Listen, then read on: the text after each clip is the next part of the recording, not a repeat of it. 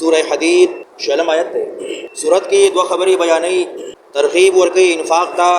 او دیمه خبره بیانې چې jihad کوي د دین د غلبې لپاره د انفاق پنځه ځایونه ذکر کړي یو دا چې مال سماده نوې لګوا دویم دا چې الله ته پاتې شي نو چې سبا الله ته پاتې کېږي نه ورکا او دریم دا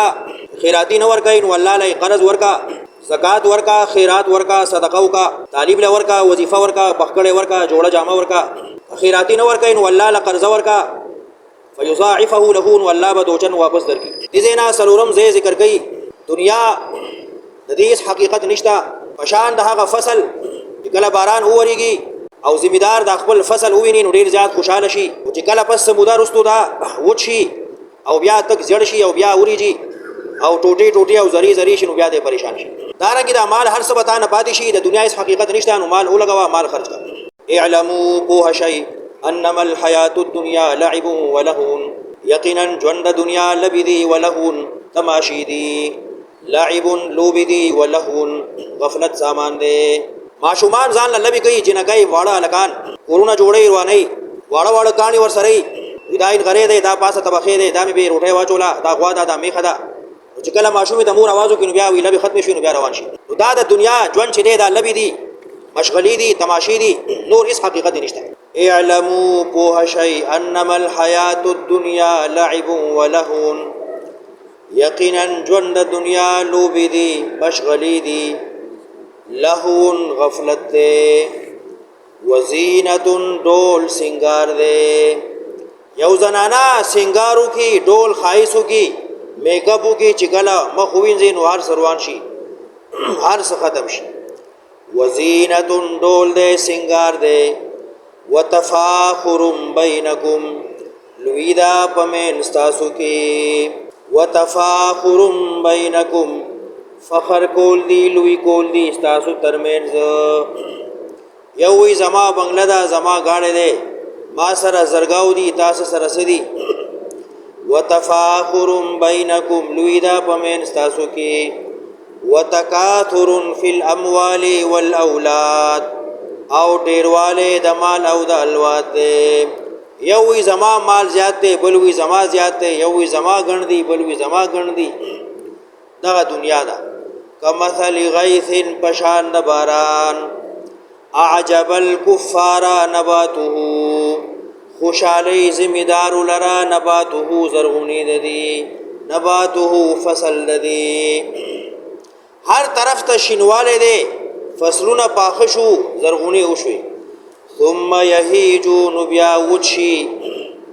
ثم یهیجون بیا وچی فتراه نوینه دی لرا مصفرن تک زیړ هغه شینواله لاړ ختم شو اوس هر څه تک زیړ شو پانه زیړ شو دارنګ انسانا ستا پانه به زیړ شي او دنیا نه بلار شي ثم يكون حطاما بیا بشي زری زری ثم يكون حطاما بیا بشي ټوټي ټوټي وفي الاخره عذاب شدید او آخرت کی عذاب دردون کے دے ومغفرت من اللہ بخندا طرف دا اللہ نا ورضوانا رضا مندی دا اللہ وما الحیات الدنیا ندے جوند دنیا الا مگر متاع الغرور سکد دوکیدا سابقو بندی راو وحی الى مغفرت پترف دا بخنی سابقو یو بل لگڑندی شای یو بل لمخ کی شای الى مغفرت بطرف د بخنی من ربکم درب استاسونا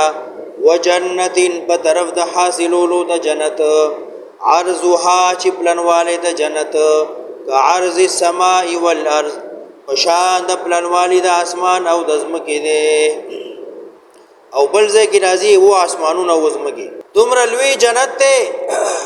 چې دا غي پلنواله د وو اسمانونو او زمکو د اسمان او زمکه را د زکه خي چې مونږ ته دغه ښکاری نور زمونږ نظر کار نه کوي چې پلنواله دومره زیاته نو غدواله به سمره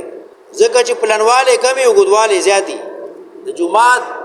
پلنواله لګ دی او غدواله زیات دی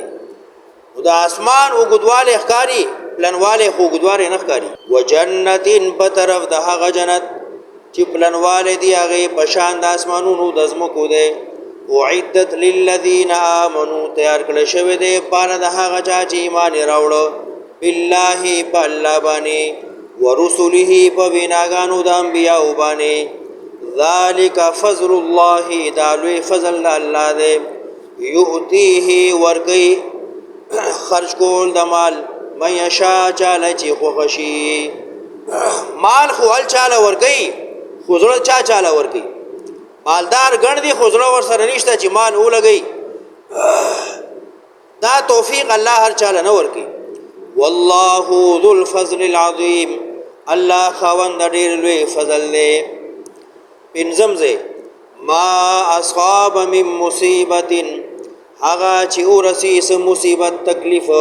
فی الارض په دنیا کې پزمک کې مال کم شو فصل کم شو باغونه کم شو الواد کم دي بارانونه کم کیږي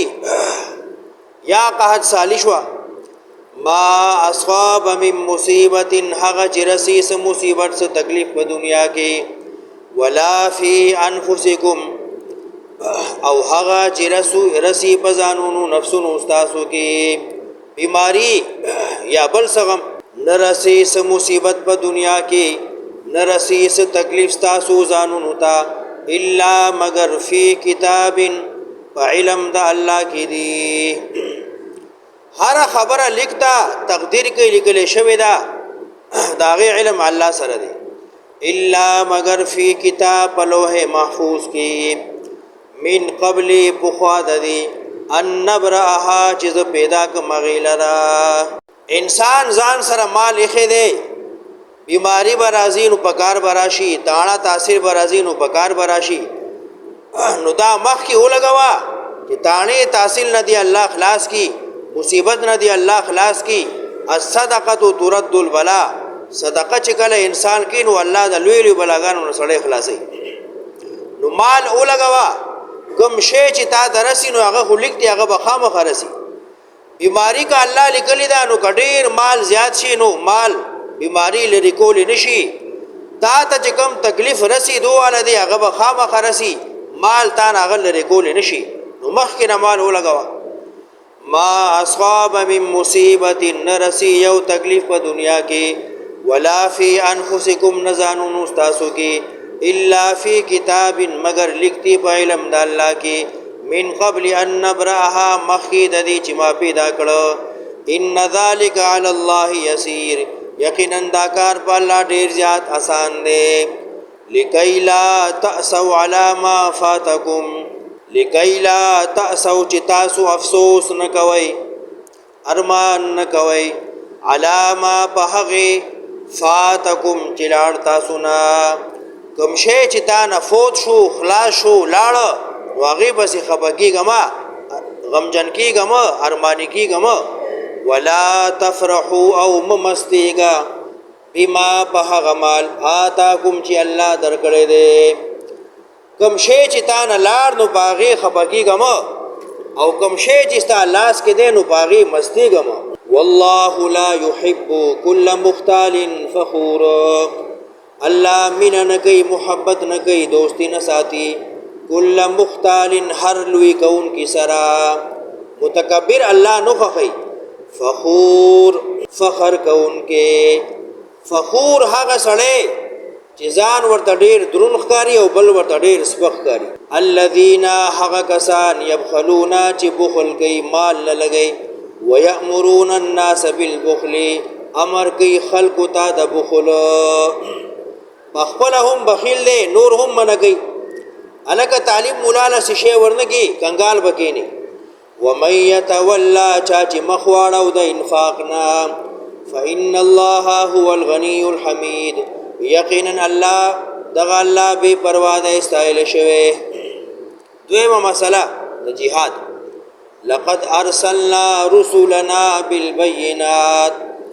یقینا ما را لګل دي پیغمبران زما بالبينات بدلائل سرا بالبينات باحکام سرا وانزلنا معهم الكتاب اور لګل مې دې سرا کتاب هر پیغمبر لما کتاب یا صحیفه ورکړی دا والمیزان او تلا میزان نه یا خو تله مراده چې سړی ورسره هر شی تلی، او یا واو عطف تفسیری دی. کتاب نه مراد قرآن دی، نو میزان نه مراد هم قرآن دی. قرآن تله ده، اے انسانه په دې قرآن ځان اوتله، خپل عقیده اوتله، خپل عمل اوتله، خپل ایمان اوتله، خپل ځان اوتله چې دا قرآن سوی او ته سوی. یقینا ما را لېږلي دي انبیا په دلایلو سره، ورکړي مې دي دیله کتابونه، ورکړي مې دي قرآن. والمیزان او تله د قرآن، لیقوم الناس بالقسط چې قائم کی خلق انصاف لرا، چې ودري خلق توحید لرا، چې ودري خلق انصاف لرا. وانزلنا الحديد را لګلی می دا،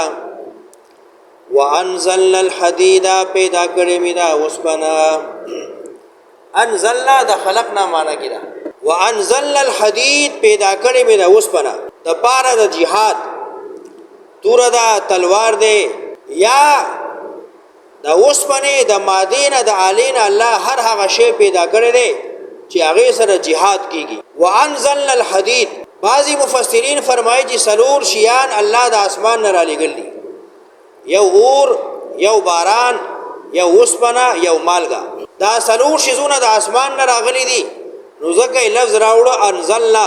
چې ما را لېږلي دي د برې نه. او یا انزلنا د خلقنا معنا کې دی چې ما اوسپنه پیدا کړې ده. اوسپنې سره جهاد کیږي، یعنی توره او تلوار می پیدا کړی دي، نو مسلمانه توره تلوار واخلا او دې سره جهاد وکا او ځان د الله په دین قربان کا. یا حدید نه مراد آله د جهاد دا، آله د اوسپنې هر هغه شی،